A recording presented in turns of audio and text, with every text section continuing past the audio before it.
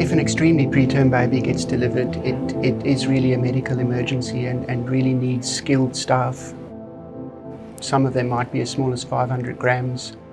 So that's the size of a block of otter. That's how small they are. That first hour or two is extremely critical to ensure long-term outcomes and or survival. And you're looking at things like temperature control, getting enough oxygen in, getting enough CO2 out, special ways to give fluids with either an intravenous line or a line into the belly button. So all of those are really done, by specialised teams that only do that. There are large areas of Queensland that wouldn't be able to access this sort of medical care because you can't just put a tiny preterm baby in the back of a car and drive for 8 hours. We then have to go out and get that baby, but we have to take this whole intensive care bed and all its equipment to that baby because otherwise we won't be able to transport it. I absolutely knew nothing about premature babies and the problems that they possibly could face. But you realise that what is engineering for if it's not helping people? I am very excited to be able to put my engineering knowledge into something that's actually helping human life. I find that very, very appealing. John really showed me the way of connecting that engineering skill with being able to help people. I thought it would be a really nice experience to meet the man that made this device that saved my life. You're not just making a machine to do some particular task, you're making a machine that's going to be called upon to keep somebody alive.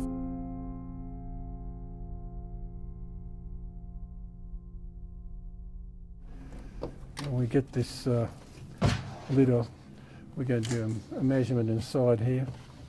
The neocot, it has got a great emotional content to what it does.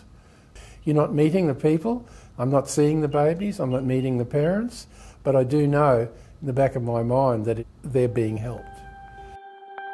So they put it around the bottom of your leg because it wouldn't stay on your arm.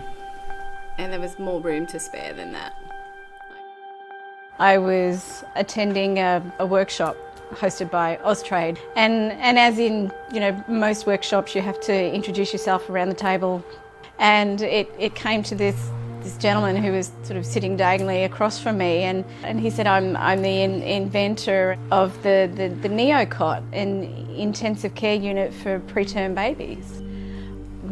My heart just stopped a little moment, and and the rest of my body just broke out in like goosebumps, and all I can remember thinking was, oh my God, this is the man. The neocot was pretty much the brainchild of one person, John Grant-Thomson. He's an engineer by trade. Having been involved in aeromedical transport with the military, he decided that there must be a better way of moving little babies around the state, in our very big state. I have been interested in engineering since I was born. There was never any doubt about what I wanted to do in my life. I was lucky enough to apply for a job that was advertised for NASA. This was 1965. There were about 120 of us altogether for 4 years working in Toowoomba for NASA to try and investigate radio communications and data and television over long distances. And the long distances were between Earth and Moon. 3, 2, 1, 0. Liftoff. We have a liftoff. 32 minutes past the hour. The scientists in America were going to instrument the astronauts' bodies to measure their physiological parameters. Armstrong reporting their role in pitch program, which puts Apollo to find out what happens to them when they get launched into space. And that had never been done before. And that was the beginning of everything you see today in an intensive care ward. All that medical equipment and the sensors attached to it were invented because of the space program. That's one small step for man. And that was the turning point for me, because I saw what a great application of engineering in medicine. And I wanted to study more in that area, which is exactly what I did. The neocot almost is like a mini space shuttle. You know, it's completely self-contained. The baby, like a little astronaut, is set up with its own ventilator, breathing apparatus, will be kept warm and safe, and it flies somewhere, I guess. So you could draw a parallel between an astronaut and a small preterm baby. The neocot really starts with an incubator in which to put the baby. It is like an intensive care ward, if you like, on wheels. This started about 1998. I was contacted by Dr. David Cartwright, who was the then Director of Neonatology at Royal Brisbane Hospital. He said, come and have a look at what we're doing. We used to have all the equipment, but almost taped together or strapped together. It was a little bit like an esky on wheels, and we put the baby inside it. We used to need 4 wardies to get them into the back of the ambulance, and generally they were strapped down with hockey straps, such that the baby would wobble about like anything in the back of the ambulance. And I designed this thing in the very beginning together with 2 students from the university, where we decided we would come up with an invention to transport little babies. The thing is that we utilise so many different service providers, so it has to adapt to each different platform. Then we've been able to go back to John and say, hey, Queensland Ambulance are changing their stretchers. We need to now be able to change our equipment.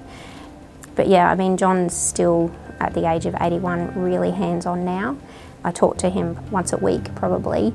I think he's involved personally. I think he's just that sort of guy that won't just develop something and walk away. This has sort of evolved over the last 20 years, and I know John and David knew of the first person that they had retrieved, and that was a retrieval to Rockhampton. In early 2000, my son Lachlan was born preterm in Rockhampton. I was 28 weeks by this stage. All I can remember is just the shocking pains and not being able to breathe properly, and you're just in a daze. You're literally clueless about what's happening. I can't even imagine how terrifying it must feel to A, deliver a preterm baby, and B, deliver a preterm baby away from where it's actually needing to get care. It must be horrendous for somebody to, having just delivered a small baby, find out that they've got to go 2,000 kilometres away or 500 kilometres away to another centre. And you come alone.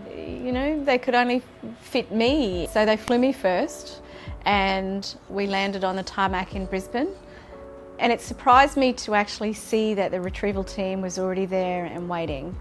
It took me a moment to sort of put 2 and 2 together, and it's like, oh, well, this is the team that is now flying up to pick Lachlan up, and saw the neocot for the first time. Many of us have seen humidic cribs, so sort of understood that, it's this piece of, but it was so much bigger and so much more complex and frightening, actually.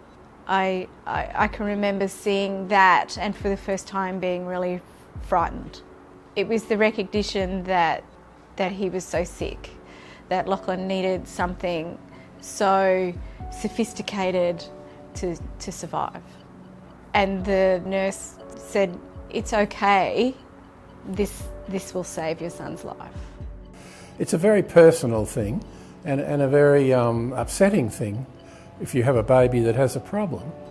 And therefore, for many, many years, I didn't know who was travelling in the cot or anything much about it. I didn't know how many people were being transported, but I'd never had any contact with anybody.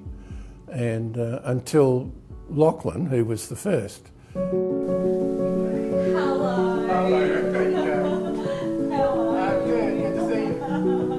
Hearing this news that Mum had met this gentleman, I thought it would be a really nice experience to meet the man that made this device that saved my life.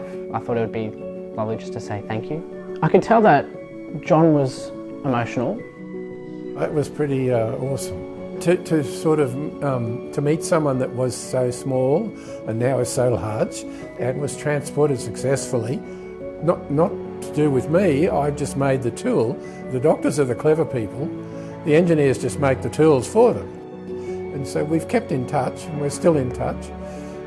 which is nice. 8 months later, our relationship had grown so much that I thought it would be lovely if he could come to my graduation. He really has been that stand-in sort of grandfather for Lachlan, and we're just delighted that John finds himself at this stage in his life that he's open to accepting some new people and some pseudo-family into his life as well.